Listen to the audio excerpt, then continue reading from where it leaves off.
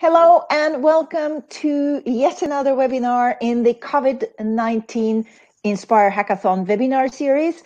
This is an extra offering that we are doing today. This is where you can learn how to make a business model for your innovation that you make either here in this hackathon or in any other hackathon or project that you have. With me today, we have Isa Bick, Prague. Can you say hello, Ivo? Hello, Bente. Hi. Hi, yeah. So Ivo Denmark, he's the expert on creating business models. And my name is Bente Liljaby. I'm, as usual, your host, but I also happen to have my own business and might be assisting Ivo a little bit in this particular webinar when it comes to developing business models. We will see how it goes.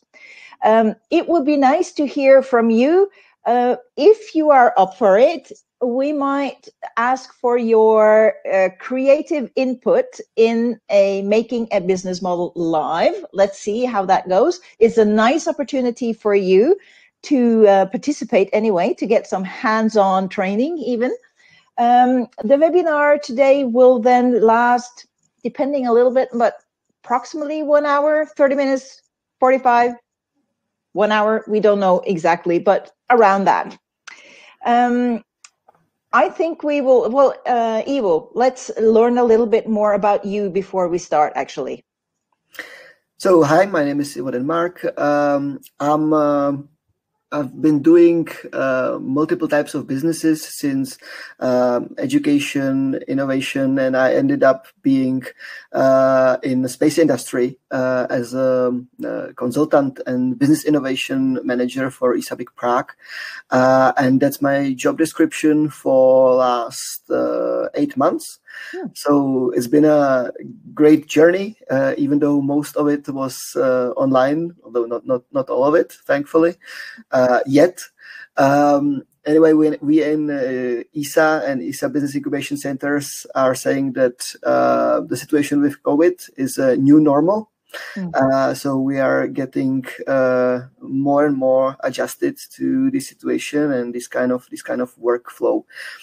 And I thank for the opportunity to talk about business plans, because it's been my experience with basically all positions wherever I found myself, that I don't know, it might be just Central European specific. You can correct me on that, but that planning of your business is usually the last thing you are doing when you start something, or when you are developing your actual business. It's like the last thing. Everybody agrees that they should do it, but nobody finds time to actually do it and to actually think about it. And even if they do, even if you prepare some kind of management plan or marketing plan, usually you get swallowed by day-to-day agenda. And same kind of goes with the business plan. Like I even know the companies who applied for, maybe startups who applied for the incubation. And when you take a look on them, like 1 year later, it's a different company. Which is not necessarily wrong thing, but it usually is questionable. Like if you plan your business the wrong way, and you didn't maybe find the customers or the technology that you were expecting to find, or you basically made some mistakes. And it's always good to have that business plan from the past, to take a look back about like what were my maybe preconceptions, what were my prejudgments, and where I made a mistake. So that might be my maybe a bit longer beginning. Yes. So what you're saying is that it's worth a while, even if you don't succeed in the first time, there's something to learn from making actually a business plan for you. And you might have, I said business model, but you can explore different business models that could be a part of your plan. And and I also want to add to that we discussed just before we started here, that a business plan is not necessarily a commercial business plan. It can also be a business plan for a internal activity, say in a administration, a public governmental administration. They still needs to make a business plan internally, and the same procedure, the same thinking about what have you, and well, we'll go through the canvas later, but you will go through the same process. And so even if you don't identify immediately with a startup, having a business plan, if you work in a public organization, is still worth learning. That was my little 2 cents before we start. Yep. Basically, but same applies for the research for the researchers. Sooner or later, you're gonna need to apply these logics, who are the same even if you are forming the business plan or just a project proposition. It should have some sense. It should be coherent. And maybe one more note. In the beginning, I said it's strange that people actually diverse from their original plans, but that's maybe not true.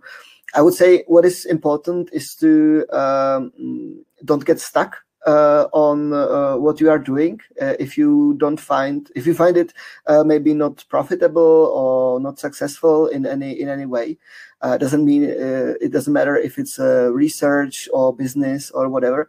What I actually very like on some of my friends who work in software development, the best approach they say, and I really like it, is to fail fast. Yes. If you manage to fail fast, you're gonna make all the mistakes in a shorter time. You're gonna save money, and you're gonna maybe find the right way. And I think it actually applies to everything we do, including, let's say, relationships. And if you are able not to stick with the maybe wrong approach that you took, then it's time to make another business plan. Yes. So in the next hour or so, we will go through an introduction to what a business plan is.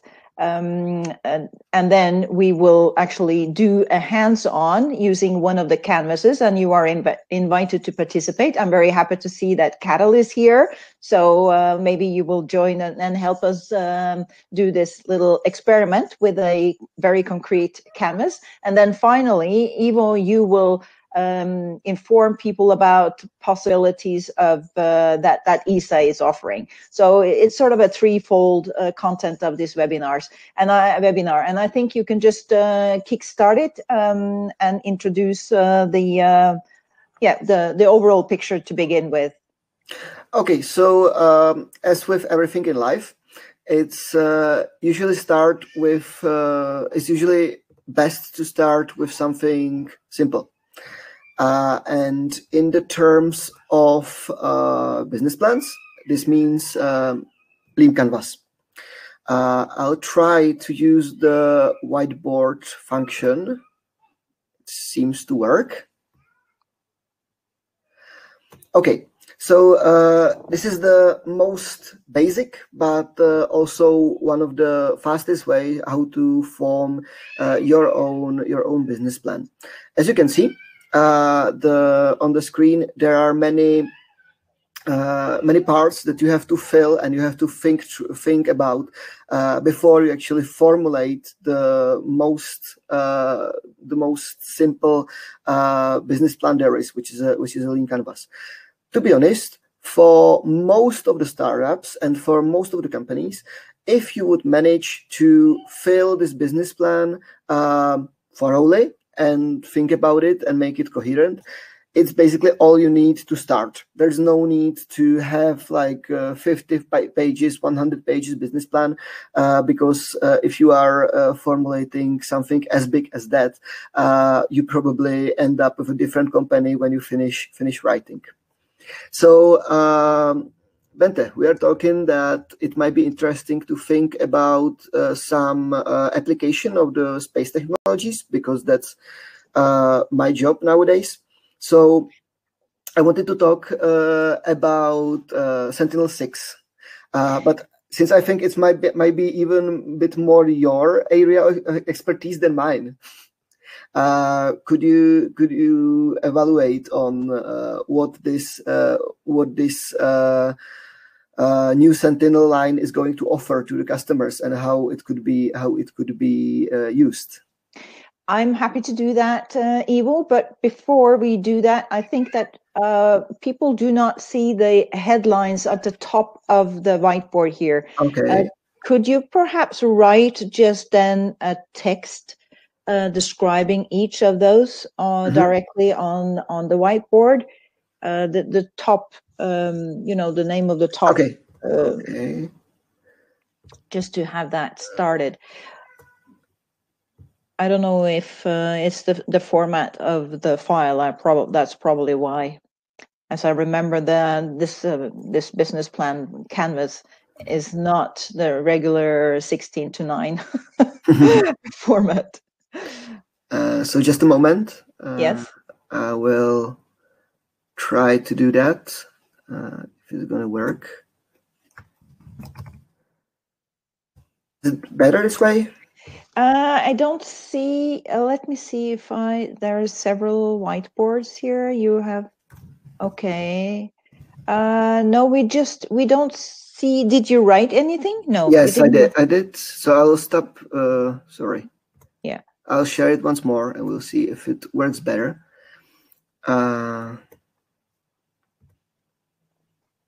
Okay.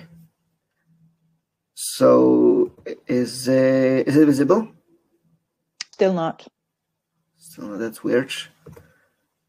There it is. There it is. There it is. And if I put on the whiteboard function, then it disappears. It disappears. So let's go through the canvas before you put on the whiteboard. Yes. Okay, so now it's visible. Yes. Okay, so as you can see on the business in canvas, you can just start right in to any part that you want, but this is not the best approach that you can get. But let's take a look on the what questions this business canvas actually asks us. So the first one from the left is the problem. Business is nothing else than solving somebody's problems. The question is if the problem you're solving actually exists, and if the problem you're solving is solvable and you have the best approach. So first of all, so let's talk about some types of the problems. So the first problem could be people need to eat, or people want, if you are running a restaurant, this is a bit basic problem solving. But you can get more technical and more detailed, especially in the case of Earth observation startup. For example, the problem could be you need more accurate navigation for your agriculture equipment, or you want to save some chemicals when you are taking care of your field. So these are the types of the problem that you need to fill in. But actually, the first question you should ask is who you want to offer your solution, which is customer segments. So in the beginning, you shouldn't be asking about what is your revenue stream or channels, but to just asking who is your customer. This is the most important part. So if we would start talking about Sentinel-6, no, maybe even a while after a bit. So then there is a problem, which I already mentioned. And then usually you go on by explaining the solution. So your solution to the problem of hungry people would be to give them food, which sounds simple. This is basically the business model of all restaurants. But the question is why they should actually go for your solution and why they should actually go for your restaurants, which is exactly the unique value proposition part of the business canvas. So, for example, you have some authentic food, or you have the best prices. So what is something that cannot be easily recreated by your competitors? Or in other segment, what is the best case scenario is that you don't have a competitor, because your value proposition is so unique that there is no competition. For example, if we would start talking about tech industry, this is the case of Google. Their value proposition is so unique that there is no other one who could be even considered a competition to that company, which is the best case scenario. It doesn't happen that much often, but if you have idea or company like that, you're very lucky. Which brings me to the another chance, which is unfair advantage. So this is not basically your unique value proposition, but this is something you have and others cannot easily recreate. For example, if you want to do some solutions for the government, your unfair advantage might be that you have a salesman who's very familiar with government officials. Or it doesn't have to be so sketchy. Maybe your unfair advantage is that you have the access to the students who organize hackathons, and therefore you have good innovators for reasonable price. So there is many unfair advantages, and usually your company or your solution should have at least one or two. Otherwise, there is a question of if your solution to the problem couldn't be very, very easily recreated if somebody would find it interesting. Then there are some other parts that you should definitely think about. There is early adopters.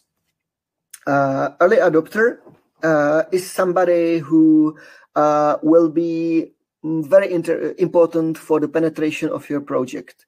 Those are, imagine the people who are waiting for the new line of some Apple product, and they wait there for 2 days, or or people who buy very expensive cars from Ferrari. They are the early adopters, and they are kind of evangelists of your product, because there are people who maybe don't want to learn new things. They are satisfied with the solutions to their problems they already have, and it will take very, very long time before they would even consider your project. But there are some people who are good at adapting new offers, new technologies, and those are people that you should think about. You should think about how to approach them, and if you have them. It could be also the first customer. And then we have channels. Basically, how are you going to reach your client? It doesn't have to be necessarily early adopters, because the early adopters, they don't have to be that many. We can know them personally, but usually the channels of communication depend on the customer segment. So if you are B2C, which means business to client, then you basically need to approach everybody. So you need to spend a lot of money for campaigns. If you need to approach like many people, like for example, car dealership or somebody like that. But if your customer segment is just one guy, I know businesses where they have just one customer, because it's another business, then your channel is just, it could be just an email. Like you have a specific solution for, I mentioned Google, you might have a specific solution for just this one company. It still could be good business. It still could be very valuable, but your channel of communication of reaching this client cannot be putting a big billboard on the next to the railway station or something like that. Or it could be if you know that this railway station is a favorite railway station of some CEO that you want to reach, but it would be quite creative. And then one important thing is key metrics. So basically, this is the part where you should put some numbers in. how many customers you want to have, when do you want to have them, how much money will they be spending, because this is a kind of a black and white metric, only one that you cannot really avoid, and you need to really answer it clearly. So, for example, if you don't have 3 early adopters by the end of the year, you may be thinking about using some different channels or rethinking your business plan. Other key metric might be that if you are developing some hardware solution or even software solution, it must be, I don't know, 50% faster than your competition. It has to be 1/4 of the price of the solution, or it has to have faster computing power, and so on and so on. So these are key metrics. And basically, these are the parts where if you are not fulfilling the key metrics, then you have a problem, and you need to take a look at it. Then another parts, usually you are filling up those 2 bottom parts the last. One of them is the cost structure. So how do you form a price? This varies a lot. And we're going to have some questions later, which is nice. So I'm going to finish this, and then we can ask her the first question. So in the cost structure, it really depends. If you are in the software development, you don't have that many costs on acquiring some materials or something like that, but you're gonna spend most of your revenues on people. Basically, this is the biggest expenditure you're gonna get. But in the case of, for example, some hardware solution, the situation might be completely opposite. You, for example, spend 50% of your revenue or 60% of your revenue on the materials and logistics, and the rest. And you need to live out and feed your employees out of the rest. And last one is the revenue stream. In the case where you have only, let's say, one customer segment, the revenue stream can be just invoices from that particular customer.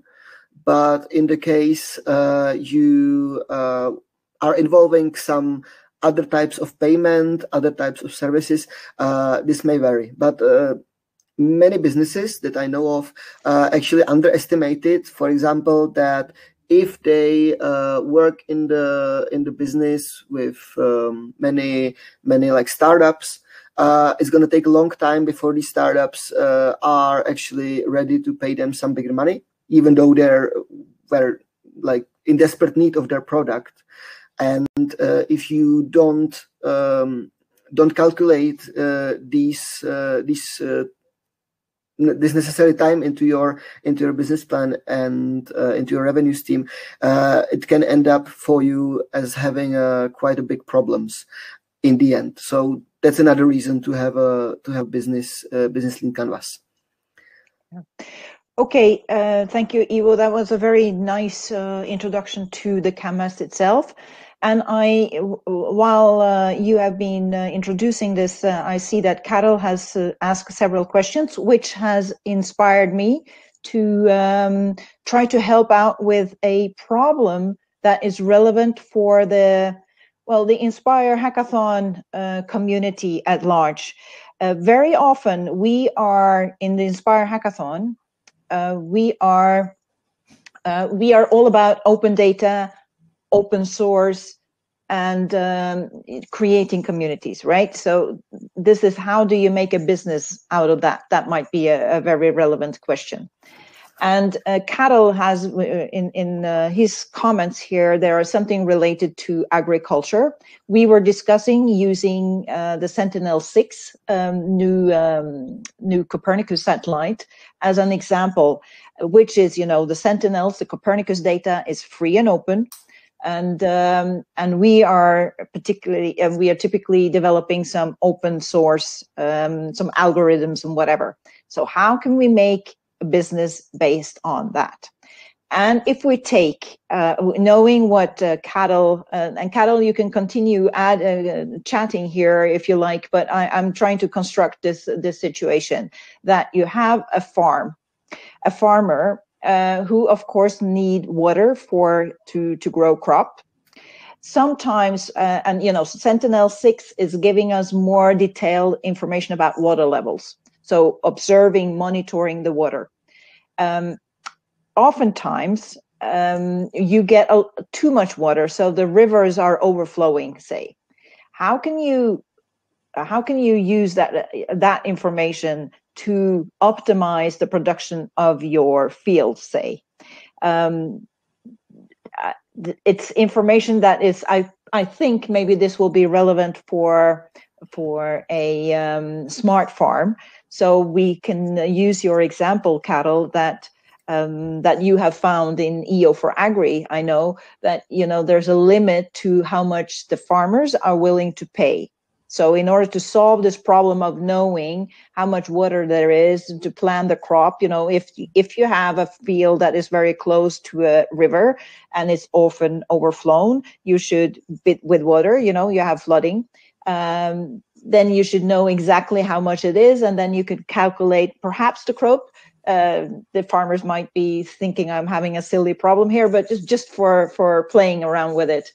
Now, in order for you to be willing to pay for that, I think this is the finding, Carol, that you need to have a certain size of your fields. So it needs to be not small farmers. This is interesting for those with a big farm, if you look from the farmer perspective. And so that's one limitation, right? But the idea is to have some information that you deliver to a farmer so the farmer can optimize the production of his or her field. Yeah. If I may add to that briefly before we go on with the business plan. From my perspective, Karel is right that there is not going to be more farm land, especially in Europe. I think this is quite covered, but if I may speak from my talks with the Czech farmers and their positions, but Karel has basically probably more experience in that field. It seems to me that we have a situation in Czech Republic where there is a few big players and only very limited number of small farms. And basically both of these sides are quite pushed by our supply chain in the food industry.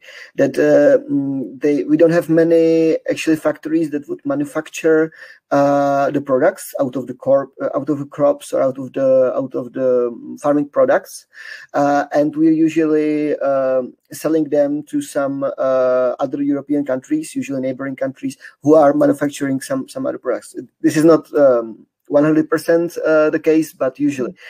It seems to me as a quite dangerous business strategy, because you are depending on few customers.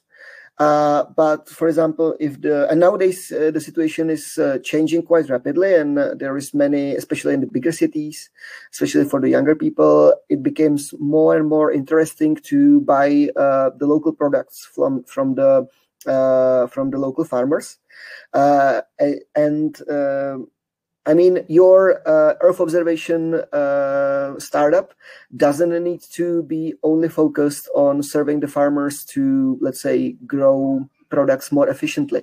It could also be the solution based on that you find out throughout because of this data, you'll find out where are the crops rising right now.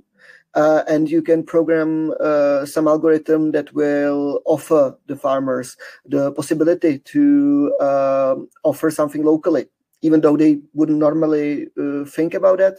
But this would make them, let's say, more conveniently to diversify their offer and to basically diversify their difficulties. And also another thing is that there are many startups nowadays. We have in ISABIC at least 2 of them who are agriculture oriented or observation oriented, but they are trying to find some niche markets in there.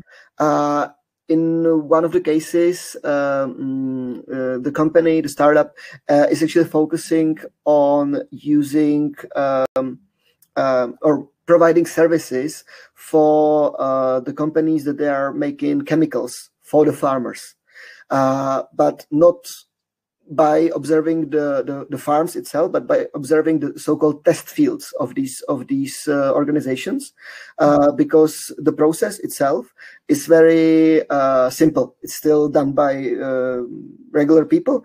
You just put a chemical on a small piece, like few meters of the crop, and then somebody goes there with the pen and paper and kind of makes notes about what was the results. But this can be done by drones or observation data as well.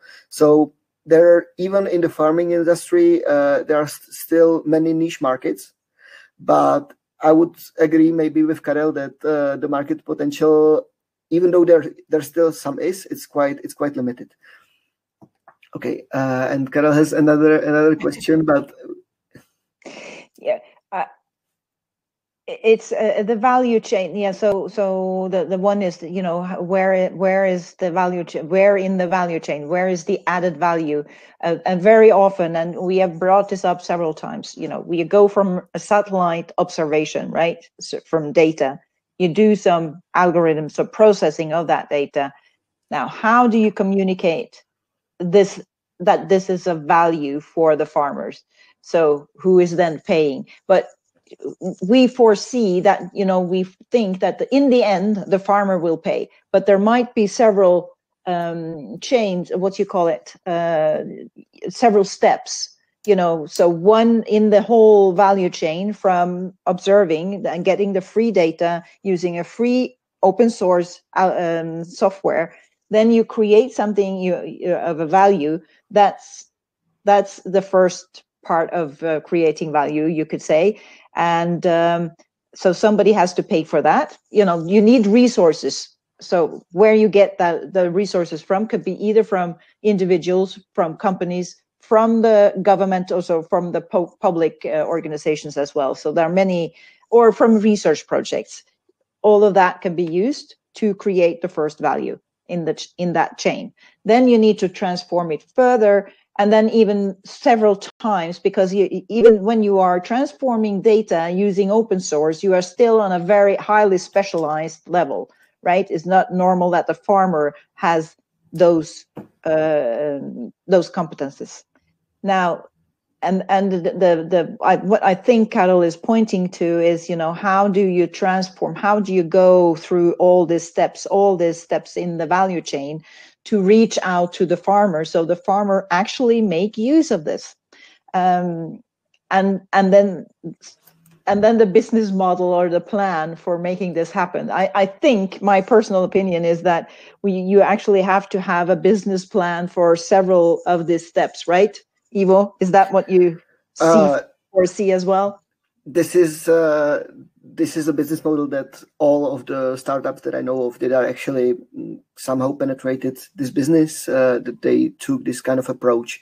So first of all, you think about what you can do, where you can help if there is some competition, and then usually since this data is being analyzed mostly by an IT expert, somebody from geo information, they usually take the approach that they're going to find somebody who already sells something to the farmers, because this is another type of expertise that you're going to need, and it's usually way easier than to just supply somebody who already supplies farmers than to make the whole infrastructure for their own.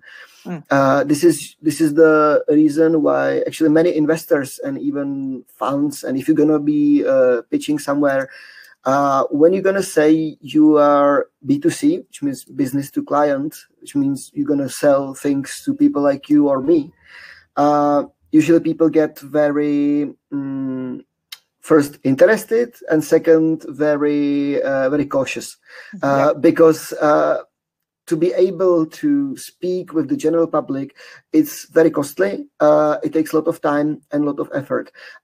Nowadays, because of the online possibilities, it is possible. But if you take a look on the numbers, for example, from the online markets, people think like you just pay some money to Facebook ads or Google, and people just going to go to your website and buy stuff. But there is a big problem with this, that everybody can do it, and they do it.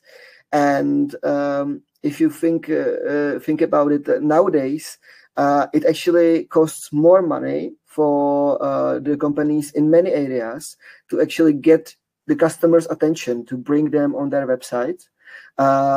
Then it takes them more money for your first visit than the money you're actually going to spend there. So they're actually paying you for visiting and making a buy. And if you think about it, and this could be the same in the agriculture business and basically in anything. So if the establishing the first contact, so-called, which is in a relationship with space, it could be similar. You should think about the price for establishing the first contact, because yes, there should be somebody on the other side. They could be even interested in your product. They could be able to pay the big money, but the money to contact them and money to actually deliver and have the whole infrastructure could be way bigger than your startup can afford. So usually B2B solutions are faster, cheaper, and more reliable in the beginning. Yeah, and I think going back to the canvas, I think what the point there with channels, if you are going to go through the different steps in the chain, you can actually establish the channel for your product. Could be a partner who is serving the next step in the chain, and then in the next step. Channels. You can use the channels strategically in this way to establish contact.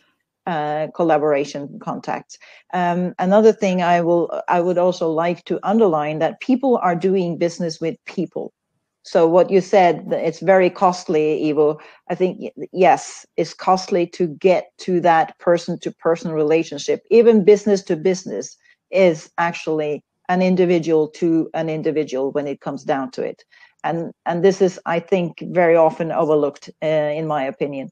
So going through channels where your channels when you're making your business plan, you should really consider who you would like to collaborate with. That would be a strategic partner for you to disseminate the value that you have created. You know what I mean, Ivo? Does this make sense? This is usually one of the most underestimated parts of all businesses of the startups.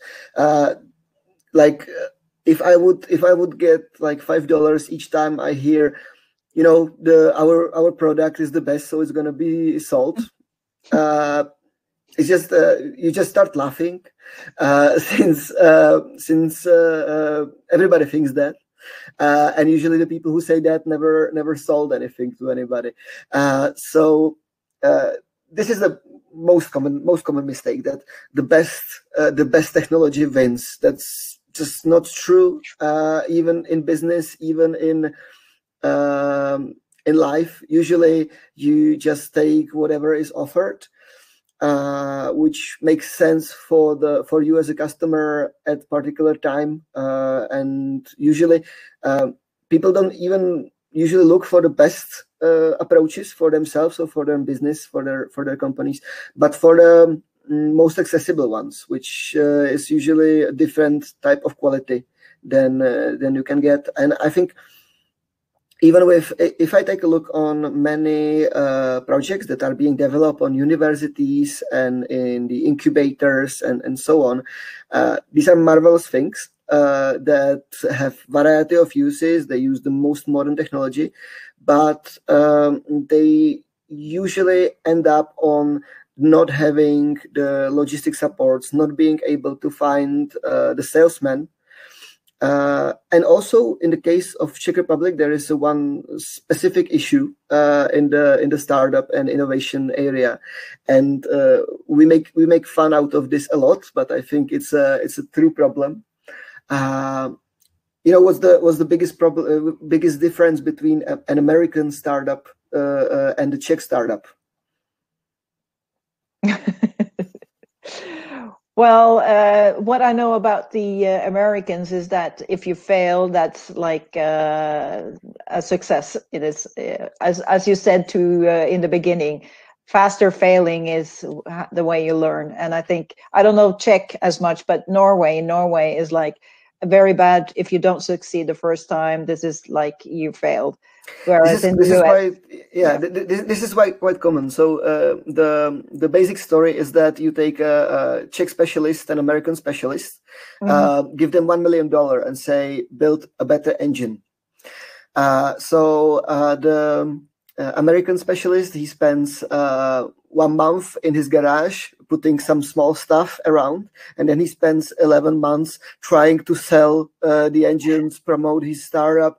He spent all his money on marketing, even though he basically has nothing, and he just keeps on selling. And then maybe he makes some differences because he finds out that the market needs something that he might be able to actually afford to approach and to offer. So that's the first case. The Czech specialist, he spends the whole 12 months in his garage, and then he spends his whole money and whole time to have the best engine. He has it, and then he hides it because he is afraid that somebody will steal it. And especially somebody who works in the incubator or somewhere else. So this is basically the problem, and it also comes with the channels. Like if you don't communicate I'm not saying tell everybody your business plan or your IPR, but if you are going to be secretive about what you have, it's gonna take you a lot of money. And a lot of time, and you're gonna actually lose many potential people who might be interested in the process because they just they just can't afford to spend so much effort in signing your NDAs and letting you impress them with your best technology. And this is the basically all my work trying to convince the technical people to approach to be less Czech and more American in this scheme. Yeah. So coming back to Carol is pointing out, well, it's still on channels, but Carol is pointing out that several startups are looking at solving one partial task of the problem, and they invest, he says, a large amount of money to develop this, but then they are not able to compete without subsidize. This is agriculture field, and he asked how to integrate many startups to invest or reuse together the same infrastructure. And this is Ivo, this is definitely the situation, the community we have around the Inspire hackathons. We have created these communities, and each of these challenges we are sort of solving partially parts of the problem. Not all of them are linked, but there's a potential here. I believe this is what Carol is thinking about also. How can we use our network, perhaps to write a business plan here? So the problem, we describe the problem from A to the end, from the beginning to the end. And the solution in this case will then consist of several results, say, I'm just being creative here, so results from the teams working in Inspire hackathons, and I'm saying several hackathons, not only this one currently going on. And then that we could sort of use this model, this canvas here to make a plan to answer Carol's question here. Have you any experience that, several startups have gone together, which is equivalent with several results in this hackathon potentially? I mean, that's basic idea of every incubator. Although it might be an online incubator or the physical incubator, it's always that's actually the reason why places like, I don't want to say WeWork, but places like WeWork, basically these co-working spaces, why people find them so fascinating and so useful, because they can easily approach other people's ideas to make their own. They can start new businesses just by moving their table. They can use the experience from somebody who they just know because they talked over a coffee somewhere. So this is basically the same way with your community. You don't need to use these tools that you have and use these networks that you have only to share knowledge. You can also share your work. You can also share your business and your know-how, which the people are built this way, basically. So that's the best thing about it. And usually you will come up with something that is more that is usually better than only if you would be like secretive in your own team and figuring out what to come up with. Although there is a one problem that you need to have some terms on which you're going to participate, because you can end up with somebody felt betrayed or neglected or even robbed. So that's also an important thing to sort out first before you start cooperating with anybody. Yeah. So I think that the spirit of the Inspire hackathons and the community that we have created, as I said, it's open data and it's open source as well. So it's really an environment of sharing, I would say. And so the question is, I believe, how can we be more concrete in putting the results together? I believe this is what we are looking for here, Carol. You can correct me if I'm wrong. You can even raise your hand and come in here, Carol, if you want to. The customer segments here will then, I mean, you can use this canvas. I think going back to this business plan and how to actually fill in this a canvas like this for the community here. Here meaning the Inspire Hackathon community. You have several aspects of agriculture problem that can be. We are addressing climatic differences. We started to mention about the water, which is needed. We have phenology. There are different ways of different problems being addressed, but together they will represent something that the farmer can make use of. So in this canvas, maybe then you should not think like one problem, but one big overall problem, and then dissecate it into smaller problems that will fit the different challenges that we have. The different you've seen the different teams, Ivo? Yes, I've seen. Yeah. So and it goes across several hackathons as well. So you could start and creating some sort of brainstorm around that. And it's already open source and open, transparent community. But I think you're right that maybe what is missing is some sort of statement that clarifies that this will be shared and nobody will be robbed or something, some sort of spelling it out that this will be open, maybe. It might help to clarify sometimes.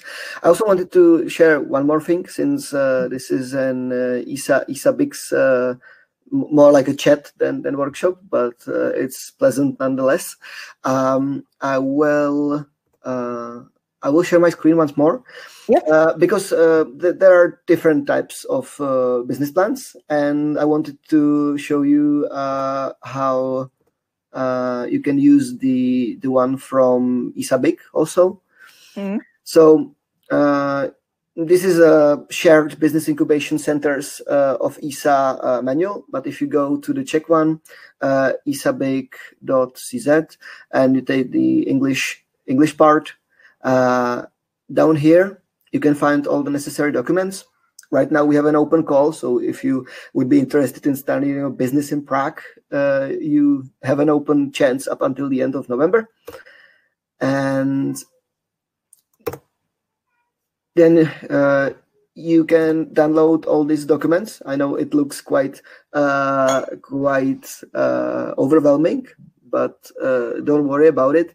Basically, you are filling the two main things, and one of them is the business plan. So just a moment. And this business plan is just let's say longer version of the business plan you've seen in the Business Link Canvas. And this is the universal business plan that all ESA BICs are using. So even the one in Oslo or the ones in, let's say, Budapest will be using the same. So it doesn't matter really where are you applying to. So I will quickly go through the business plan if you would like, and show you like what are the common mistakes and what basically you should be answering. I'll try to do it in 5 minutes maximum. Yeah. Okay, so the executive summary. This is something you'll find everywhere in all the business plans that you're gonna see. You should think about not giving here some information that wouldn't be, let's say, prolonged somewhere else. So this is one pager, and basically, if there are many people who are gonna just read this part, so you're just gonna need to focus on this one, and you're gonna need to explain what is your business on. I saw many applications, many people who just thought this is kind of like start of the book, like something you should get like interested. No, this should be like very summary like part, and one page maximum, where you just say, you know, I'm going to be using this data. We're going to establish a company that's going to sell it to the end customer in these regions. That's basically it, and we use that. Same goes for the team. You should have all the time when you are applying to any incubation, or when you are showing your business plan to any investors or customers, you definitely need to convince them that your team is the right fit, is the people who can do it, and this is your best value, because all of the investors, all the businessmen knows that you are not buying some paper, some business plan. You are not buying the code or something like that, but you are buying the team, and that's the most important part. So don't be afraid of selling your team, selling your experience, and especially make it a bit personal. It always helps. Same goes with the company. Usually this is actually not such an important part of any proposition. Same goes for the company setup. If it's just a spin-off, it could be interesting, but not in this case. Another important part is the same as in the Lean Canvas, the value proposition. It's always good to address some kind of problems, especially if you are applying for ESA BIC. This is the business incubation, so nobody expects you to have everything sorted out. That's actually part of the incubation process, and if you would make the best possible business plan ever, we probably wouldn't accept you, because that's not the you know, our job is not to support the best entrepreneurs, but our job is to produce entrepreneurs, and this should be shown even in the value proposition. And you should think about what is it actually what we are saying, because many times what happens is that people are, especially in the Earth observation, showing us just, you know, we're going to use this data, but they don't realize that it is actually common nowadays on their business. One special type that we have, one special question that you should mention is the space connection. I don't know about any other incubator that would ask you about this, but basically this is the question: if you are using the space technology like data from Galileo, Copernicus, or others, or if you are using, for example, some product or technology that was developed for space for some other reasons. Technology, this is quite obvious. This usually doesn't make that much problem to the applicants. Readiness level. This might be a bit more tricky because many people don't realize this, but innovation readiness level is not just some buzzword. It's actually very concrete question regarding the innovation readiness levels that are used in ESA. Same goes for research and development strategy. And if I would have more time, I would even speak about the intellectual property, but this may be for another specialized workshop, because especially in former Eastern Bloc, there is a bit like many judgments about intellectual property and its protection and their possibilities. I should also briefly mention the market analysis. People usually think that you can just download some basic overviews from some companies that put them online, like this. This, I don't know, Earth observation market is worth $3 billion worldwide. In Europe, it's 200 millions, and so on and so on. And to maybe like impress the evaluators with these numbers, but this shouldn't be the case. Your market analysis should basically show that you understand the market, that you know where you're heading, what are you interested in. Nobody is going to be impressed by the numbers from the startup that are just on the paper. If you already have some clients, if you have, then you can impress somebody, but not by your market analysis, just by saying that your market is really huge. Usually, it's better to focus it. Let's say, okay, but our market is only, I don't know, women farmers. Let's say, because then it makes it interesting. But then it looks like that you actually thought about it, and those are your exact words or your exact thoughts. This actually tackles the problem of the segmentation of the market.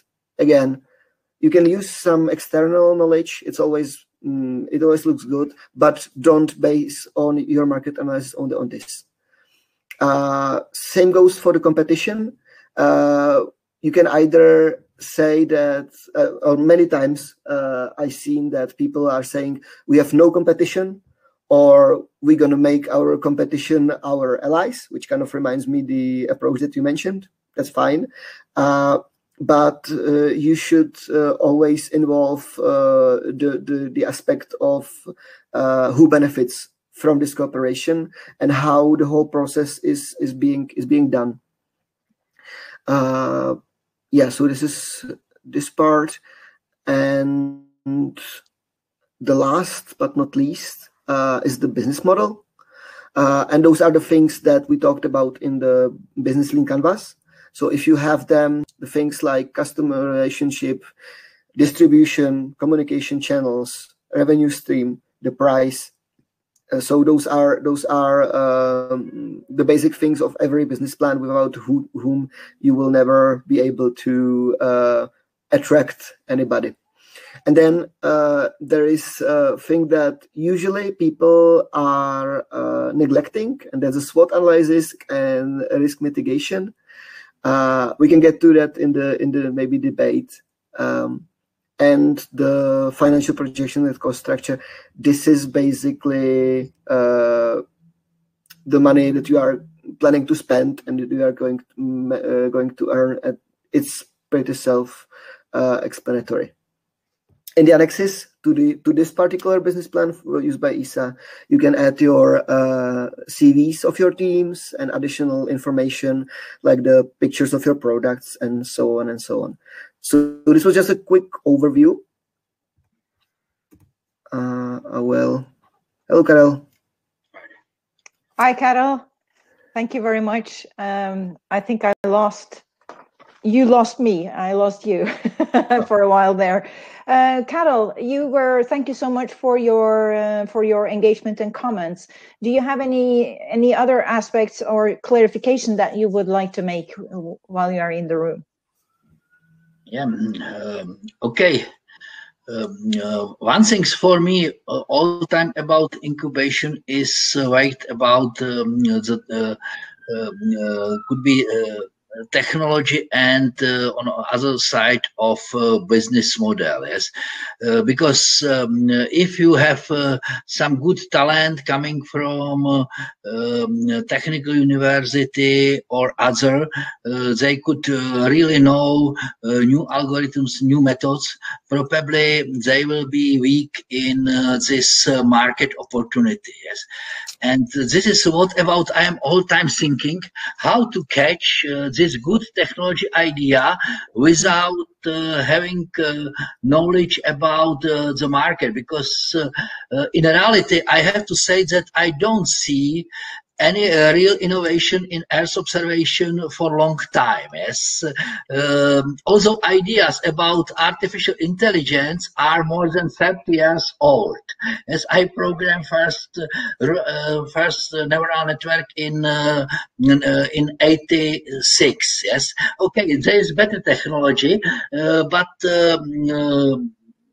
something very new, very innovative. All time we are discussing about indexes. Yes, the same indexes were used with Landsat again 30, 40 years ago. Until now, we are not knowing how to make real fertilization using them, because one school is telling put more where is bad condition, other put less where is bad condition. So there is not real progress, and if it is not sometimes done that we are looking too much on the business side, but less on the side of the technology. And if there will be no possibility for the future to have the group of could be experts from the area and bring people without this experience, but good technically, and try to connect these people. Yes, I think that from my point of view, for future incubation, you have to look on such ways. On what? What did you say? On the way that we are looking for the talent, yeah, and helping them to look for a strategy, putting them together with the people who know very well this market, because I am on agriculture market almost 30 years, but I'm not sure if I know this till detail. Yes, sometimes I'm all time surprised. And how the guy, 25 years old, who was on the university, can have a real imagination about agriculture market. Well, the market is constantly moving. Technology is constantly moving. The market is constantly moving. The market is not moving so much. In the 90s, when precision farming started, we thought that the farmers are old, that they are not experienced, and that they are not ready. That is necessary to change generation of the farmers. I think that for the period where I am working is completely new generation of the farmers, and we are telling the same. So mistake is probably on other place. I would actually say one more thing on this. There is one statistics in Czech Republic that really haunts me, and that's we since the 90s, because we had this like big transformation and many people were establishing their small businesses. Some of them were even in IT or for observation. Nowadays, it's not really a foreseeable option for many reasons, sociological, political, financial, for somebody who just finished university. Usually you don't hear the students saying like, I'm going to establish my own company. Maybe some of them are going to be self-employed. but that's like 15%, even in the technical fields, tops. Maybe with some exception of graphic designers or some jobs where it's kind of expected. But I saw some number that each year in Czech Republic we lose 5,000 to 10,000 entrepreneurs. It doesn't mean that those people would be dying necessarily, but some of them maybe just stop and new people are not coming. And this, if you want to have some applications, some people who bring something new to the table, I think they should be starting their own startups. And one of the reasons why even Czech state and other states are kind of supporting nowadays this like startup incubations communities, giving them money, is actually to trying to change this problem, because I think the not just Czech economy but the European economy as a whole is becoming more and more rigid and based on the like big enterprises, big companies, and there's just a few smaller innovators, and the small companies are actually making less and less money, which is I think might be connected also with what are you saying? Yeah, but also, I remember the situation in already beginning of 90s after transformation, that in this time was mentioned that the IT sector doesn't need any support because it is there is enough potential to develop this, but in reality it is not easy to ask. Yes, you have to calculate that if you will put 5 people together and with expenses, small things. I was speaking Czech crown. You need to calculate budget of 5 million per year. Yes, if you will have five people in a full staff, and this is something what people very often don't understand. Yes, to do something is easy, but then to move something on the market is very difficult. Usually in the programming, we say that the first 80% of the product is done with 20% of the cost, but the last 20% requires this 80% of the cost, and usually it is very difficult to move to this border. Other things is if we are not speaking only about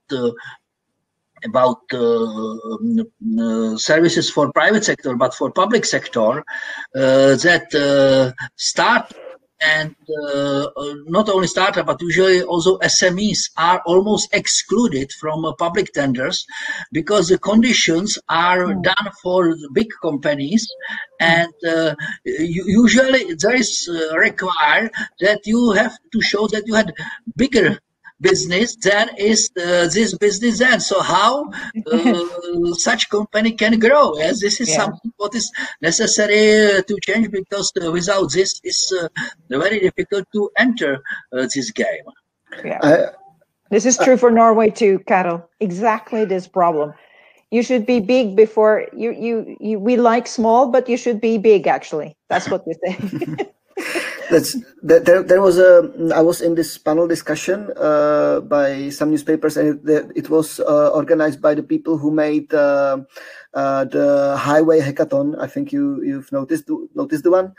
It was actually tackling this problem that there was a big company that won some government contract for a ridiculous amount of money to do just an e-shop for the basically stickers for the highways. And I spoke with many people who run like small IT companies who are like kind of making big waves in the IT world. And they said, one of them, it was very, very painful to see the other side as well. He said, I don't know anybody who from the IT business who is good, who is supplying the state.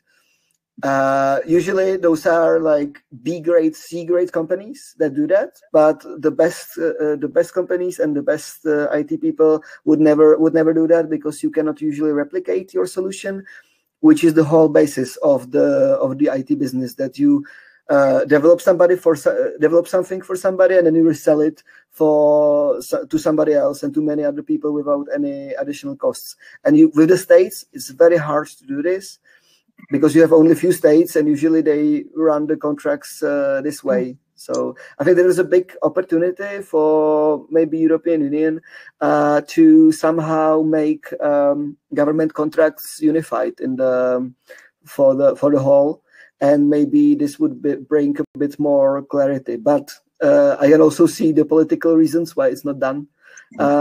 Especially, it would be very hard to explain somebody that some French IT company wants Czech government contract, and vice versa. I think the people wouldn't want to see that, but it would actually help the competition and the markets both. But yes, always this public businesses is very, very difficult question and a huge problem. Yes, because usually the competition is for the lowest price. Usually there are some rules which can exclude all potential competitors. But on other side, yes, if you are doing the business for some customer for 15 years, and there is necessary to make big changes in the system, they have problem how to organize tender, because they could happen that they would be other winner, and they will lose all what was done in this. Yes, it is very often in the regional businesses and other. We are also working with such case, and usually solving only very small things because they want to continue with this technology, but there is no guarantee how to organize. Yes, this for the future. Yeah. Okay. So this was very nice chat. But I will have to actually go. But thank you, thank you for inviting me. Yes, thank you so much for introducing us to business plans and giving us the basic ideas that needs to be done. And we also, I believe, we also had a very fruitful and informative discussion. And thank you, Karol, for participating as well with us. Yes. And until, good luck with whatever endeavors you are up to. You know that you can go to ESABIC in Prague and get help from Ivo and other ESABICs as well, if you prefer that. Yes. Thank you so much. Bye-bye. Bye-bye.